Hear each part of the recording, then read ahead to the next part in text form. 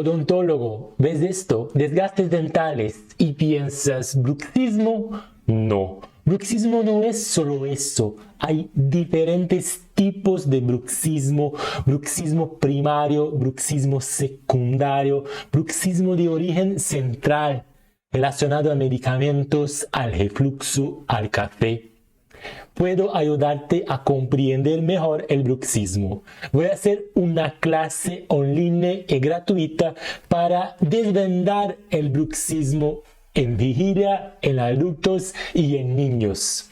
Soy André, soy odontólogo, profesor y investigador en la Universidad de París en Francia y quiero ayudarte a comprender el bruxismo. Inscríbete y pasa parte del entrenamiento de bruxismo.